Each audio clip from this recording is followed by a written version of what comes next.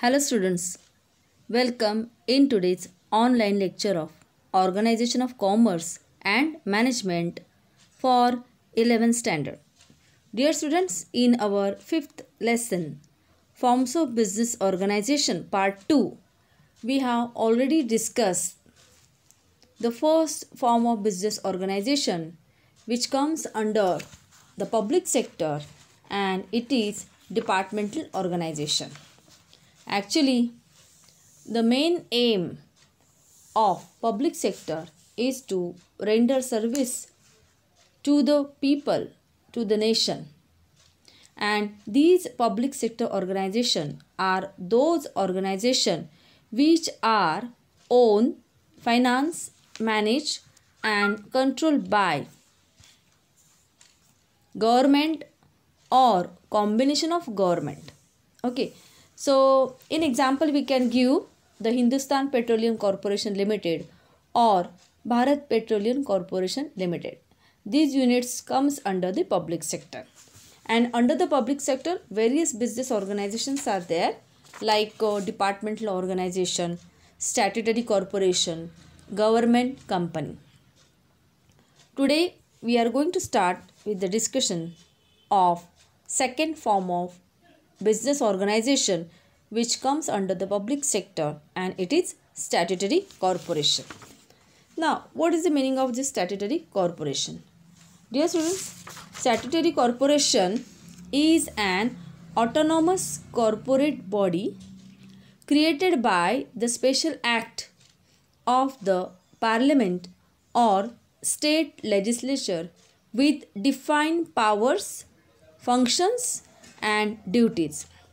State helps statutory corporation by subscribing to its capital. There are various statutory corporations existing in our country. For example, the very famous, and all of you are familiar with it, its name is Reserve Bank of India, our central bank, and the next is LIC, Life Insurance Corporation.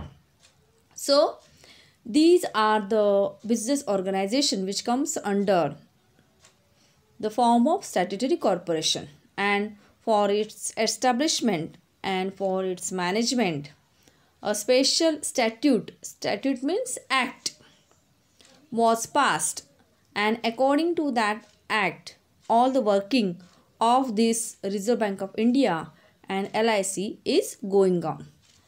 तर विद्यार्थी मित्रांनो, statutory corporation ज्याला वैधानिक महामंडळे असे म्हणतात मराठीमधून, तर हा पण एक बिझनेस फॉर्म आहे की जो सार्वजनिक क्षेत्रामध्ये येतो. सार्वजनिक क्षेत्र म्हणजे पब्लिक सेक्टर.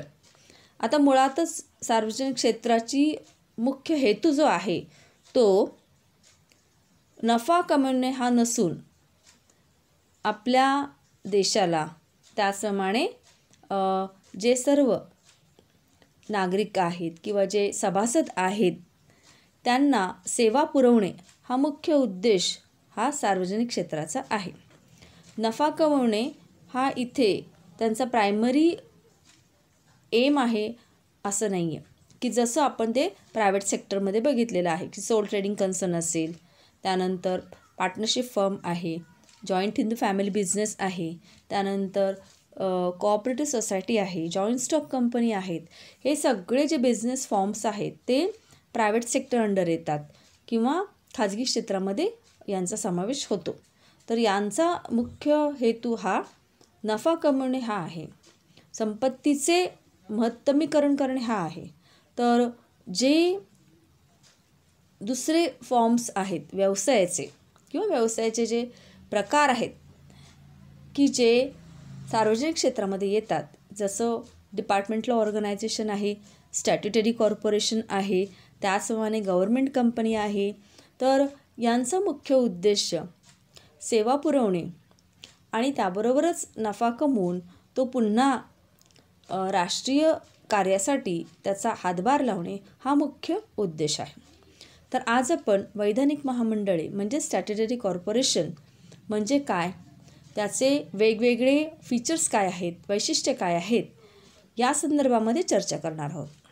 तर स्टॅट्युटरी कॉर्पोरेशन ही एक अशी संस्था आहे की ज्याची स्थापना हे संसदेमध्ये स्पेशल कायदा मंजूर करून याची स्थापना झालेली असते आणि याचे सगळे जे कार्य आहेत, अधिकार आहेत किंवा कर्तव्य आहेत, ही सगळी कर्तव्य, कार्य, अधिकार त्या कायद्यामध्ये याचा सगळ्यांचा समावेश असतो.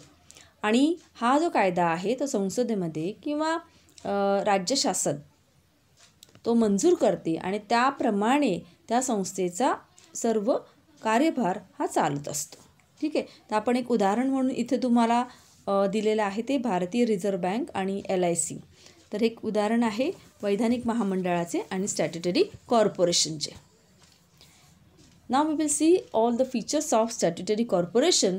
There are various features like corporate body, answerable to the legislature, then own staffing system, then financial autonomy, then no political interference. So all these are the features of statutory corporation. Now we are going to discuss all these features in detail. In that, the first is corporate body. See, statutory corporation is an artificial person created by law and it's an independent legal entity. It is managed by the board of directors constituted by the government. A corporation has a right to enter into contracts and can undertake any kind of business under its own name. म्हणजे वैधानिक महामंडळ हे कृत्रिम व्यक्तीचं आहे की ज्याची निर्मिती ही कायद्यामुळे झालेली आहे. म्हणजे जसं आत्ता मी सांगितलं तुम्हाला की वैधानिक महामंडळाची स्थापना करण्यासाठी संसदेमध्ये किंवा राज्य शासन हे स्पेशल ॲक्ट मंजूर करते. ॲक्ट म्हणजे कायदा. आणि तो मंजूर केल्यानंतर त्याप्रमाणे या वैधानिक महामंडळांची स्थापना ही होत असते. आणि याची कायदा मंजूर झाल्यानंतरच ही महामंडळे वेगवेगळे करार करू शकतात आणि आपल्या अखत्यारीमध्ये वेगवेगळे जे बिझनेस प्रोजेक्ट आहे ते स्वतःच्या नावाने ते करू शकतात. म्हणजे याचा अर्थ असा आहे की या वैधानिक महामंडळाची स्थापना करण्यासाठी संसदेमध्ये स्पेशल कायदा हा संमत होणे फार गरजेचं आहे. किंवा आपण असंही म्हणू शकतो की कायदा संमत झाल्यानंतरच या वैधानिक महामंडळाची स्थापना ही होऊ शकते. Okay. Now the second is answerable to legislature. A statutory corporation is answerable to parliament or state assembly whomsoever creates it. Parliament has no right to interfere in the working of statutory corporations. It can only discuss policy matters and overall performance of the corporation. आता ही जी वैधानिक महामंडळे आहेत ती पार्लमेंटमध्ये किंवा विधानसभेमध्ये तर जिथे याची निर्मिती झाली आहे किंवा याचा कायदा मंजूर झालेला आहे तिथं ही वैधानिक महामंडळे त्याला जबाबदार असतात. म्हणजे जो काही त्यांचा परफॉर्मन्स आहे तो कसा झालेला आहे, त्यांची आत्तापर्यंतची वाटचाल कशी आहे, भविष्यामध्ये ते कोणकोणते प्रोजेक्ट घेणार आहेत, त्यांचे प्रकल्प कोणते आहेत, तर याविषयीचं जे सगळं डिस्कशन आहे ते सगळं डिस्कशन पार्लमेंट हाऊसमध्ये करणं हे गरजेचं आहे. आणि याच्या रोजची जी ह्यांची कामं आहेत यामध्ये गव्हर्मेंट रोज इंटरफेरन्स करत नाही. परंतु तरीसुद्धा ही जी वैधानिक महामंडळे आहेत ती शासनाला आपण म्हणू शकतो की आन्सरेबल असतात. म्हणजे त्यांना त्याची उत्तरं द्यावी लागतात की आपली प्रगती कशी झालेली आहे, आपली वाटचाल कोणत्या दिशेने होत चाललेली आहे आणि भविष्यामध्ये कोणकोणते प्रोजेक्ट ही वैधानिक महामंडळे हाती घेणार आहेत. तर एकूणच त्यांचा जो परफॉर्मन्स आहे त्याचं इव्हॅल्युएशन हे पार्लमेंट हाऊसमध्ये केलं जातं. Now the third one is own staff system. Employees are not government servants here even though the government owns and manages a corporation. Employees of various corporations receive balanced or uniform pay and benefits by the government. They are recruited, remunerated, and governed as per the rules laid down by the corporation. आता see here, though these statutory corporation comes under the public sector, then also these employees, those who are working in this statutory corporation, they are not considered as a government servants. Okay, so see, while the recruitment, remuneration, and all the governing of this statutory corporation is according to the rules which are written in the act which is related to the corporation.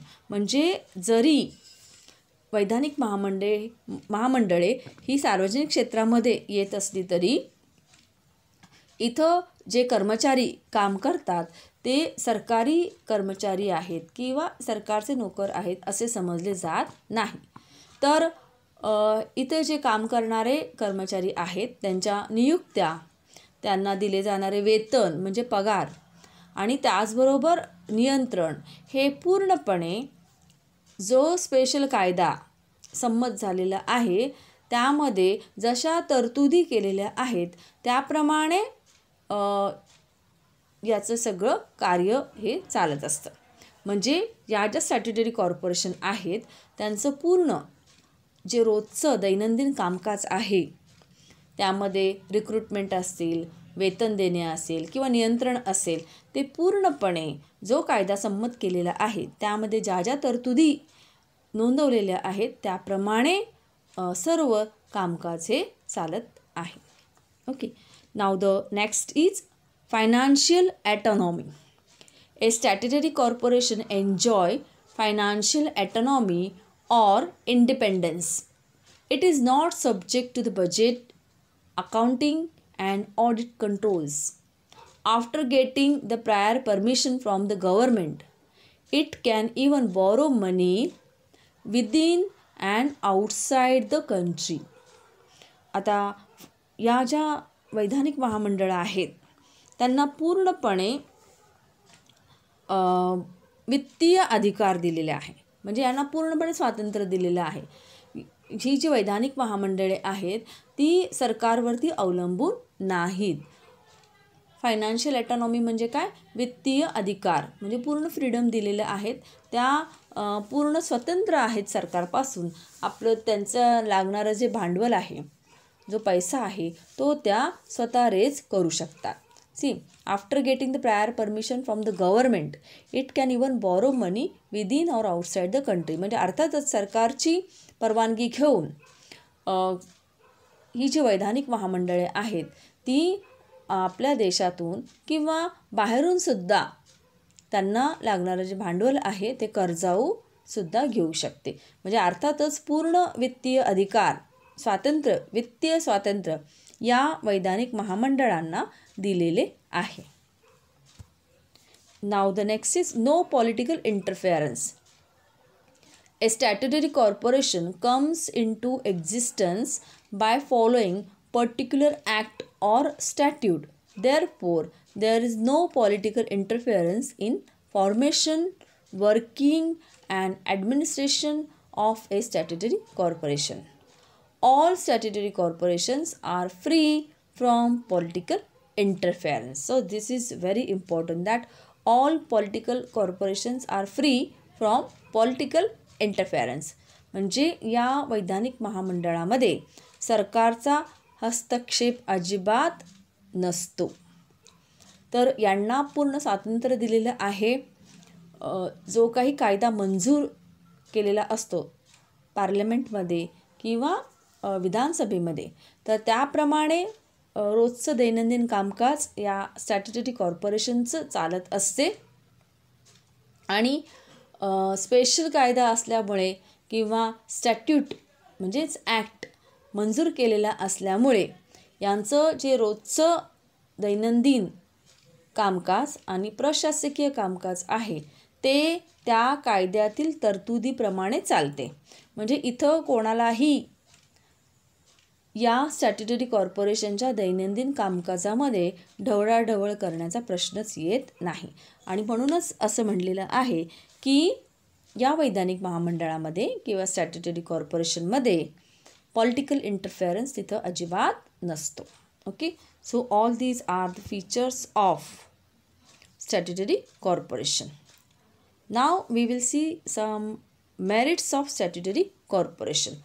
आता या ज्या संस्था आहेत statutory corporation किंवा वैधानिक महामंडळ आहेत त्याचे आपण थोडक्यामध्ये मेरिट्स काय आहेत ते पाहूया. In that the first is initiative and flexibility. See, operations and management of statutory corporation is done independently without any government interference with its own initiative and flexibility. म्हणजे जे रोजचं दैनंदिन कामकाज असेल की व्यवस्थापन असेल त्यामध्ये सरकारचा हस्तक्षेप कुठेही नसतो आणि त्यामुळे त्यांच्या निर्णय घेण्याच्या प्रक्रियेमध्ये कुठल्याही प्रकारचा अडथळा येत नाही. या ज्या स्टॅट्युटरी कॉर्पोरेशन आहेत त्या स्वतः पुढाकार घेऊन अनेक निर्णय घेऊ शकतात. त्याचप्रमाणे ते निर्णयामध्ये बदलही करू शकतात. म्हणजे निर्णय घेण्याच्या क्षमतेमध्ये बऱ्याच प्रमाणामध्ये लवचिकता आपल्याला इथे दिसून येते. म्हणजे असं काही नाही की याच्यावरती सरकारी यंत्रणेचा दबाव असतो आणि कुठलाही निर्णय ते कधीही त्वरित घेऊ शकत नाही असं तिथे आपल्याला कमी प्रमाणामध्ये दिसून येतं.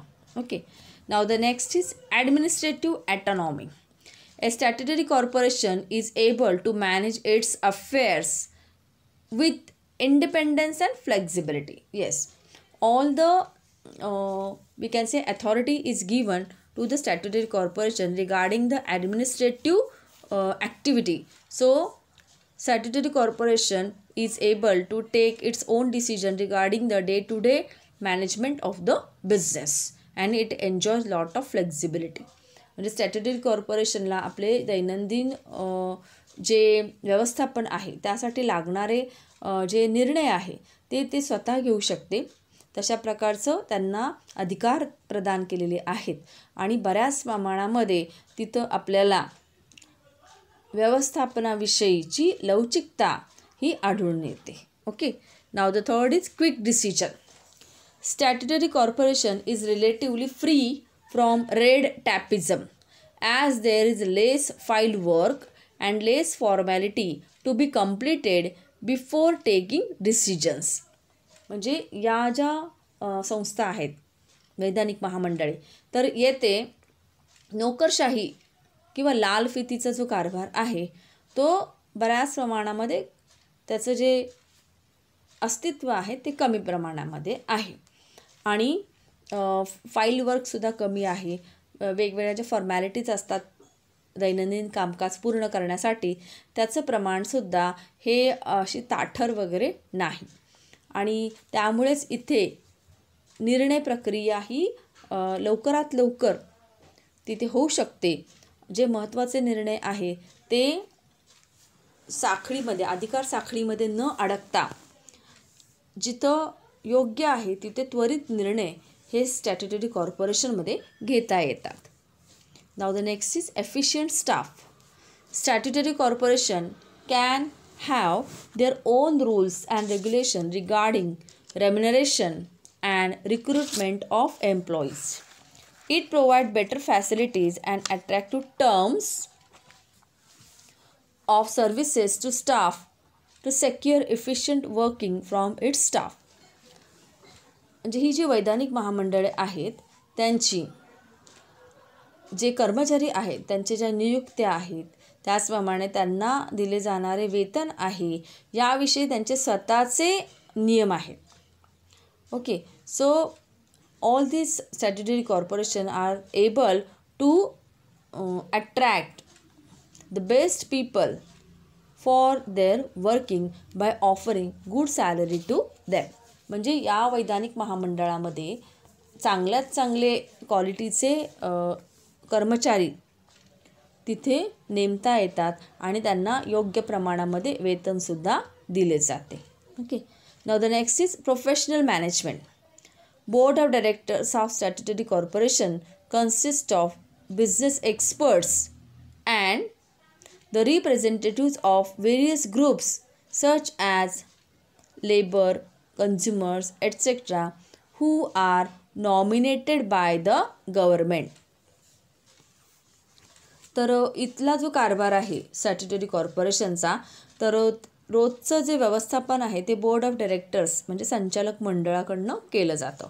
आणि या मंडळामध्ये एक्सपर्ट लोक असतात आणि ते वेगवेगळे जे ग्राहकांचे जे फोरम्स आहेत किंवा कर्मचाऱ्यांचे, कामगारांचे जे फोरम्स आहेत त्याचे ते रिप्रेझेंटेटिव्ह म्हणून काम करणारे असतात आणि त्यांची नियुक्ती ही सरकारकडनं झालेली असते. तर अशी लोक या वैधानिक महामंडळाच्या संचालक मंडळामध्ये असतात आणि त्यामुळे त्यांना कामाचा अनुभवही छान असतो. क्वालिफाईड पीपल तिथं नियुक्त केले जातात. म्हणून आपण असं म्हणू शकतो की स्टॅट्युटरी कॉर्पोरेशनचं जे मॅनेजमेंट आहे ते बऱ्यापैकी प्रोफेशनल असतं. त्यांच्याकडे व्यवसायाकडे बघण्याचा प्रोफेशनल व्ह्यू असतो. Okay, so the management of statutory corporation is very well, and all the expert people are included in the board of directors, and these people have the professional view towards the all business activities. Now the last is easy to raise capital. Okay, see, such corporations are fully owned by the government. They can easily raise required capital by floating bonds at a low rate of interest. These bonds are safe. The investors also feels comfortable in subscribing such bonds. म्हणजे वैधानिक महामंडळे आहेत किंवा हे जे statutory corporation आहेत ते स्वतःचं जे कॅपिटल आहे ते बंद पत्रांची किंवा याला बॉन्ड्स असं म्हटलेलं आहे, तर याची विक्री करूनसुद्धा ते स्वतःला लागणारं भांडवल उभं करू शकतात. ओके, आणि हे जे स्टॅट्युटरी कॉर्पोरेशन आहे ते गव्हर्मेंट अंडर असतात आणि त्यामुळे त्यांनी विक्री केलेले जे बॉन्ड्स आहेत ते पूर्णपणे सेफ असतात. ओके, आणि त्यामुळे जे इन्व्हेस्टर्स आहेत त्यांना त्याची खरेदी करताना मनामध्ये कोणत्याही प्रकारची शंका वगैरे येत नाही, कारण ही जी महामंडळे आहेत ती सरकारच्या पाठिंब्यावरतीच सुरू असतात आणि त्यामुळे त्यांना या महामंडळावरती विश्वास असतो. म्हणून जे गुंतवणूकदार आहेत ते या महामंडळाचे जे बंधपत्रे आहेत त्याचा उल्लेख आपण इथे बॉन्ड्स असा केलेला आहे, तर हे जे बॉन्ड्स आहे ते बिनधास्त खरेदी करू शकतात. आणि म्हणूनच ही जी महामंडळे आहेत त्यांना स्वतःचं जे भांडवल आहे ते स्वतः इझिली उभं करता येतं अशा बंधपत्रांची विक्री करून.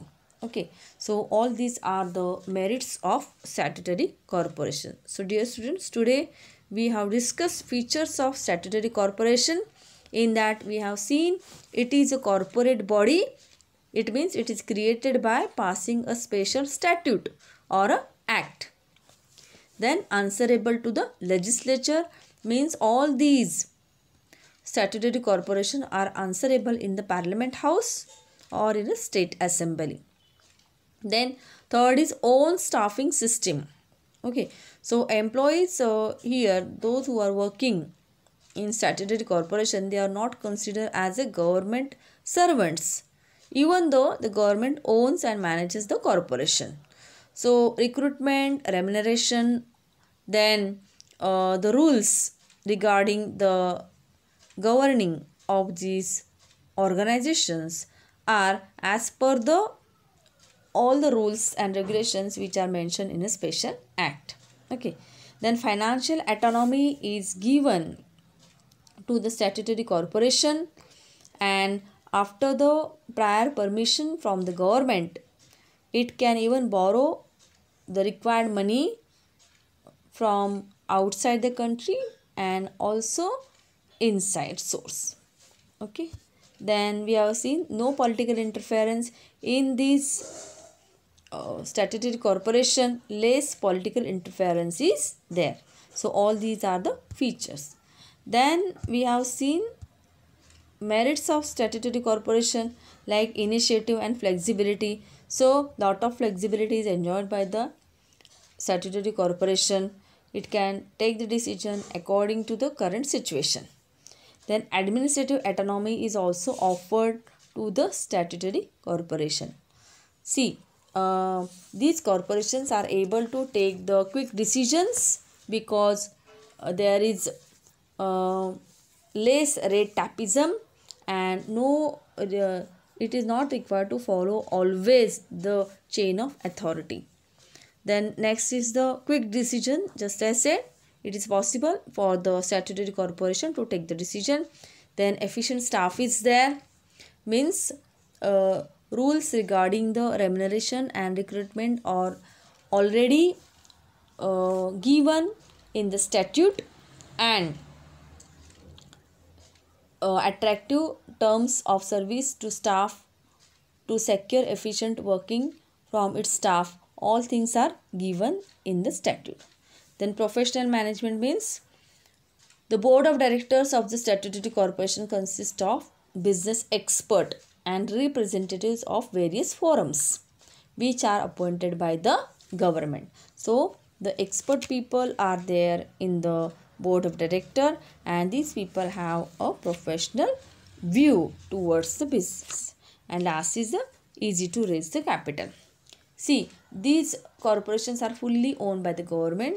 So these corporations can raise its capital by floating bonds at a low rate of interest. These bonds are safe, so investor also feels comfortable in purchasing such bonds. So by selling the bonds, it is possible for the statutory corporation to raise the required capital. Okay, so all these are the merits of statutory corporation. I hope students today you have understood merits of statutory corporation and features of statutory corporation. In our next lecture, we will again meet with some another new point of statutory corporation. Till then, take care, be happy, and goodbye students. Thank you.